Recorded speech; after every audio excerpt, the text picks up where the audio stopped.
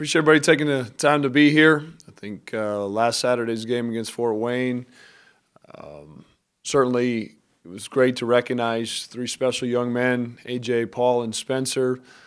But, disappointing to send them out in the wrong way for all they've done, especially in the last couple of years and the impact they've had on myself, more importantly, the impact they've had on the program and the community. Disappointing result, and I thought, that game was a microcosm of our season from a sense that, what you saw us playing stretches. And I think I was just talking to Coach Darren Mueller, and it's like a contagiousness.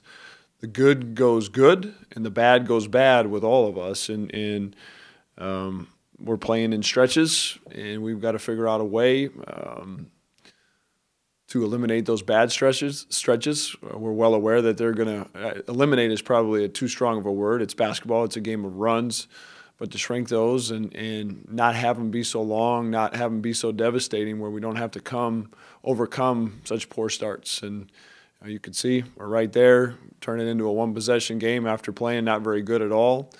But again, we're close. We're 2 or 3 possessions away.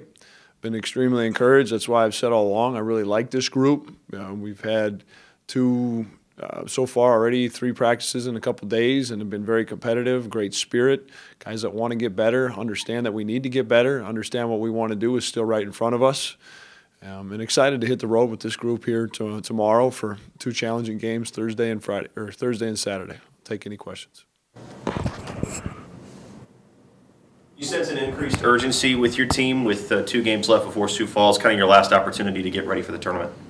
Yeah, I mean, I don't know if urgency is the right word. I just think it's just I really like these guys. In a lot of ways, they could have ran and hook, it's been tough. And adversity and toughness will reveal your character. And to our guys' credit, I think it's really revealed it in a positive way. They haven't passed blame. They've took ownership, and they understand that we've got to be better. Now they've worked really hard. And what we need to do a better job of is understanding that hard work doesn't guarantee us anything. And the other thing is when things don't go our way, which they're not, and when things aren't easy, which they're not going to be, how are we going to respond? How are we going to cope? Talk about the hard work of this group. You talk about how much you like them, the disappointment of this. What's it like for you as the coach personally when you look at these young men whose last chance this is and all their dedication they've put into this program, that this is kind of the ups and downs they've had to deal with this year? Yeah, I think I said this last week or the week before. As crazy as this sounds and as important as winning is to me and to this program, this is good for all of us if we learn. If we learn and take a step back and use these as learning experiences. You go into life for Paul, AJ, and Spencer in a couple weeks when college basketball is done, and for AJ and Spencer in particular, the ball is done bouncing. There's going to be way more. I shouldn't say hopefully not way more, but there's going to be plenty of things that don't go your way. And I think it was Urban Meyer, the event plus your response equals the outcome. And our guys have responded very well, and it hasn't showed up in the results yet. But I'm encouraged to see them fight through some things, have some persistence, stick to it, stick together, and keep working. And I've really seen that the last couple of days. With the leadership, especially Paul and AJ are kind of more by example guys, maybe not so much vocal leaders. How much has that played into the fact that that the guys are still putting forth the effort? You mean playing for them? And yes, absolutely. There's no question. And seniors that have been there and done that, the seniors that are good players, but also a couple, some things that AJ and Paul are going through right now that they know that what they're sacrificing, they know what they're giving up, they know what they're playing through, and they want to elevate for them. Those guys mean a lot to them, no question, Brad.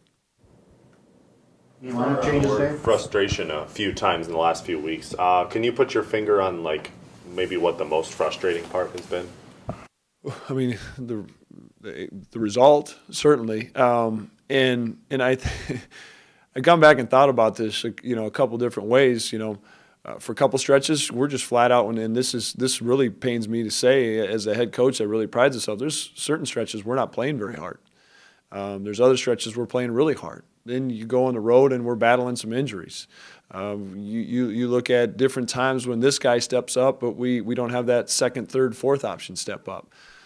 It's just been, up until this point, just a frustration because it hasn't been that one thing. There hasn't been something that we could just tee off on and say, hey, we need to really focus on this.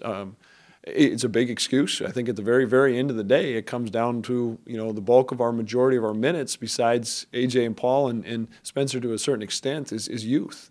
And it's an excuse that I hate. But that's, hopefully through all this, what have we played, 28 games to this point, we're learning and growing and shedding some of that youth and immaturities as basketball players so we can be where we need to be here in a couple of weeks. Any lineup changes? No, I think you'll see some guys work back into some minutes and maybe a couple guys that were playing a few minutes play a few less, but as far as from a starting lineup, no. Major differences in this team? I mean, it feels like just yesterday we were standing up here after your USC game talking about how close wasn't good enough. Do you see major differences in the team now from then when, gosh, you were hanging with one of the best in the nation? Yeah, and then you turn around and the very next game you beat a Missouri State team. And I think it's a combination of different styles that we've played against, and that's a big part of it. And again, I think that you've seen virtually in every game that we've had our stretches, we've had our moments. We just haven't been able to fight through and make that a 40-minute game. Even the ORU game when we were backs against the wall, battling some things, and we played pretty well, all things considered. Goes to overtime, and they hit a SportsCenter top 10 highlight shot. And that's a little bit where we're at right now, and we've got to get over the close, we're close, and figure out what do we need to do a little bit harder, what do we need to do a little bit better to make up for what's basically coming down to 2 or 3 possessions. Have you tried changing your coaching style a little bit in the past few weeks, trying maybe a different way to get through to them? Yeah, certainly look back and reflect on everything I'm doing because everything within this program starts with what I do. But I think the guys are they're very intelligent. If I freak out, they're going to go, all right, what's going on? And I've tried to remain as consistent as possible. It's hard, because you get frustrated, you get challenged. But if I'm too high or the guys know who I am. From the day I sat in their living room to them coming in my office, they have a pretty good pulse, a pretty good idea who David Richman is, who Coach Richman is, and you can fake things for so long, and pretty soon they're gonna call your bluff. And I'm trying to be me as consistently as possible. Have I done a perfect job of that this year? Probably not. Obviously not. But no, I wouldn't.